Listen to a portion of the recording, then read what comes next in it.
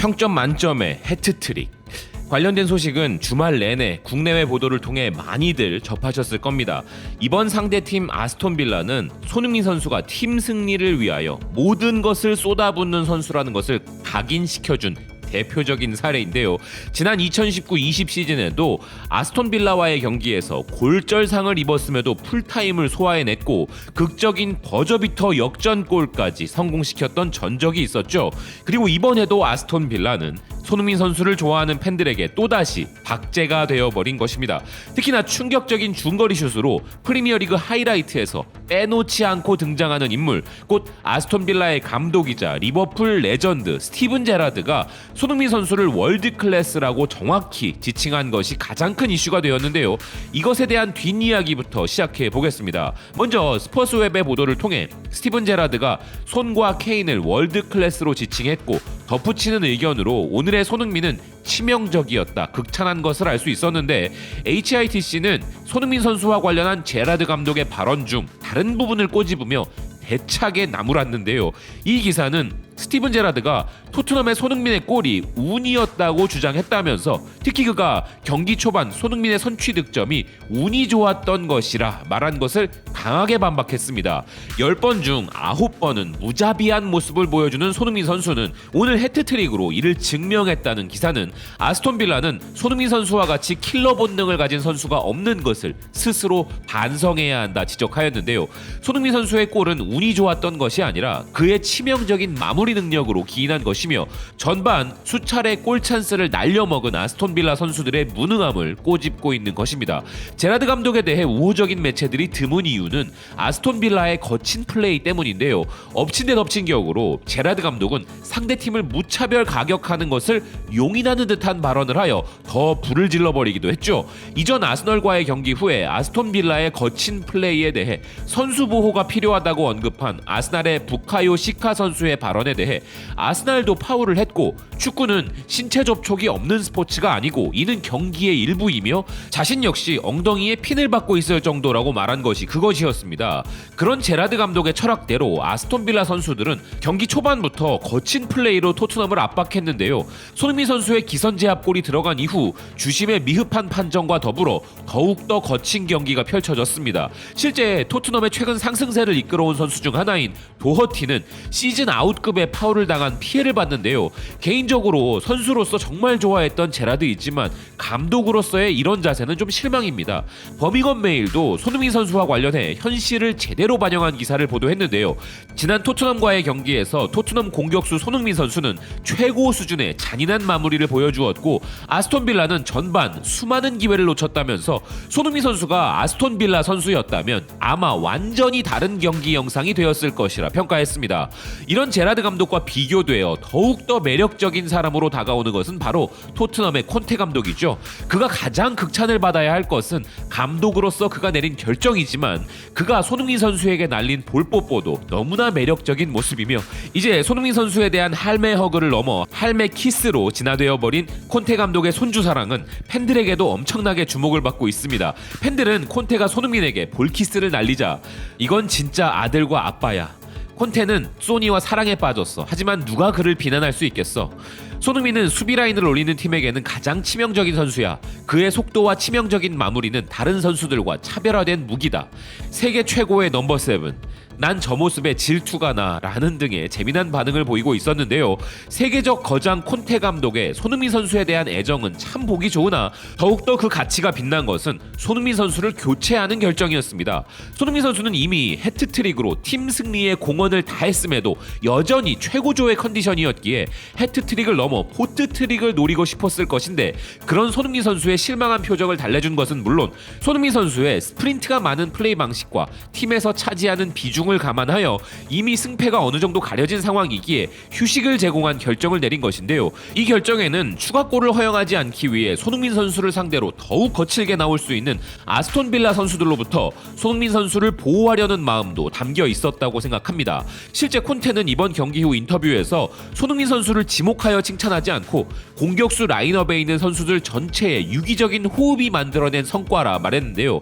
이게 우리 입장에서는 순간 서운할 수도 있지만 실제로 맞는 맞는 말이기도 하거니와 이것은 오히려 손흥민 선수를 위한 발언이었다는 점에서 괜히 콘테가 거장이라는 소리를 듣는 것은 아닌 것 같다는 생각이 들었습니다. 왜냐하면 실제로 손흥민 선수가 역대 최고의 선수가 되는 데 있어 케인과 클루셉스키, 베르바인, 모우라 등의 공격진들의 도움은 반드시 필요하기 때문이죠.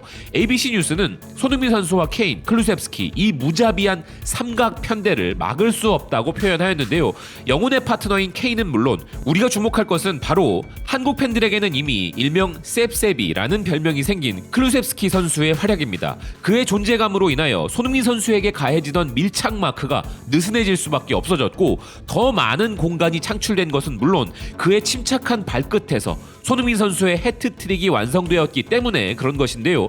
과거 화려했던 토트넘의 알리, 에릭센, 손흥민, 케인의 데스크라고 불리던 모습을 방불케 할 정도로 지금 이 세 선수는 최근 4경기에서 케인이 1골 7도움, 손흥민 선수가 6골 1도움, 셉셉이가 1골 3도움으로 2022년 기준 리그 최고의 실력을 보여주고 있기도 합니다. 성적을 보시면 아시겠지만 손흥민 선수의 6골에 가장 큰 도움을 주고 있는 선수들이 바로 케인과 셉셉이기에 이들이 더욱더 큰 찬사를 받는 것이 손흥민 선수의 전무후무한 기록 도전에도 유리한 것인데요. 10골 10도움을 넘어 리그 사상 존재한 적 없었던 20골 10도움에 도전하는 것은 물론이고 스퍼스 웹이 공식적으로 언급하기 시작한 손흥민 선수의 골든부츠, 즉 리그 득점왕도 이제는 가시권에 들어오기 시작했기 때문입니다. 기사는 케인이 득점왕 자리에 오르는 것이 익숙하지만 이번엔 손흥민에게 가장 좋은 기회가 왔다면서 20골로 1위를 기록 중인 리버풀의 살라의 득점 폼이 부진한 반면 손흥민은 리버풀보다 약한 공격력의 팀에서 필드골로만 17골을 기록했다며 그 가능성을 높게 보고 있는데요. 그런데 이번 손흥민 선수의 해트트릭에 의외로 부들부들 떨고 있는 팀이 있었으니 그 팀은 바로 런던 라이벌 첼시였습니다. 손흥민 선수가 그들의 레전드의 기록을 깨버렸기 때문인데요. 익스프레스는 토트넘의 손흥민이 아스톤 빌라전에서 골을 기록하면서 첼시의 레전드 에당 아자르보다 20경기를 적게 뛰었음에도 득점 기록을 갱신해버렸다 보도했습니다. 손흥민 선수가 해트트릭으로 225경기 만에 85골을 달성하였는데 이는 첼시의 레전드인 에당 아자르가 245경기 만에 달성한 기록이라면서 손흥민 선수가 에당 아자르를 능가해버렸다는 것인데요. 지금은 먹튀라는 오명으로 불리는 아자르는 과거 첼시엔 크랙이라고 불리우는 치명적인 공격수였고 단순히 득점과 도움 기록을 넘어서는 말 그대로 경기를 지배하는 선수였죠. 그런데 손흥민 선수가 그의 기록을 단축하여 넘어서 버린 것이 얼마나 대단한 것인지 기사는 설명한 것입니다. 그래도 손흥민 선수의 압도적인 경기력에 가장 기뻐할 사람들은 역시나 토트넘 팬들인데 토트넘 팬들은 손흥민 선수의 이번 경기에서 가장 인상적인 장면으로 그가 교체되어 나오는 경기 중계 장면을 꼽았는데요. 그가 3번의 슛을 기록했고 이들 모두가 유효 슈팅이었으며 3골이 되었다는 장면을 캡처하여 감탄을 하고 있었습니다. 이건 정말 터무니없이 인상적이다. 소니의 득점 기대값은 일관되게 치명적이다. 차선으로는 메시가 있지만 그런 메시도 여전히 소니의 절반에 불과해. 소니의 혈관에는 얼음이 흐르고 있어. 솔직히 이 장면은 오늘 게임에서 가장 섹시한 장면이야. 손흥민은 지난해 37경기에서 17골을 기록했는데 이번 시즌은 28경기 만에 17골이야. 아마도 이건 리그 최고의 성적일 거야. 더 놀라운 건 17골 중에 단 한 골도 PK골이 없단 거지. 그가 20골을 기록하지 못한다고 생각하는 건 미친 짓이야. 그가 득점왕이 되길 바래. 다음 시즌 우리가 챔스에 복귀하는 것을 앞두고 정말 기분 좋은 일이 될 거야. 살라가 무너지길 기도하고 손흥민이 계속 득점하길 바란다. 그를 우리가 보유하고 있는 것은 정말 행운이야. 시즌 초에 그를 괴롭힌 팬들은 정말 부끄러운 줄 알아야 해. 손흥민은 누누 감독 밑에서도 활약할 수 있을 정도였어. 지금이 손흥민이 절정의 폼에 진입할 믿을 수 없는 순간이야. 그는 올 시즌 남은 경기 동안 리그를 갈갈이 찢어버릴 거야. 근데 그의 아버지는 아직 소니가 월드 클래스가 아니라고 생각한대 라는 등의 반응을 보이고 있는 팬들이었는데요. 이렇게 차오르는 국뽕을 주체할 수 없는 우리와 마찬가지로 토트넘 현지 팬들 중에서는 우리가 받는 이 국뽕을 뒤집어 역뽕을 받고 있기도 했습니다. 누가 소니 골에 대한 한국어 해설을 찾아줄 수 있어? 듣고 싶다 라는 글이 커뮤니티에 올라오는 것은 물론 매 경기마다 손흥민 선수의 활약에 샤우팅을 하는 한국 해설진들의 모습을 확인하고 싶어하는 그들인데요. 우리에게 대한민국의 자랑인 손흥민이지만 토트넘 팬들의 기준에서 본다면 자신들의 팀의 소속 선수가 모국에서 사랑받는 모습이 그들에겐 역봉이 되는 상황인 것입니다. 그런데 개인적으로 이번 손흥민 선수의 활약에 대해 가장 인상 깊은 코멘트를 한 게 누구였냐고 한다면 주저없이 토트넘 트위터 담당자를 꼽고 싶습니다. 토트넘 트위터에는 손 페리뇽이라는 한마디와 함께 플레이어 오브 더 매치라는 트윗이 올라왔는데요. 세계 최고의 샴페인 브랜드 이름인 돈 페리뇽과 손흥민 선수의 이름을 합성한 이런 위트 넘치는 축하 모습이 인상적일 수밖에 없었습니다. 유독 손흥민 선수의 이름은 이렇게 합성어로 패러디되는 경우가 많은데 해피 손데이만큼이나 행복해지는 단어가 아닐까 하는데요. 다음 주말에도 손흥민 선수가 우리에게 행복한 주말과 축배를 들게 해줄 것이라 믿어 의심치 않습니다. 시청해주셔서 고맙습니다. 또 뵙겠습니다.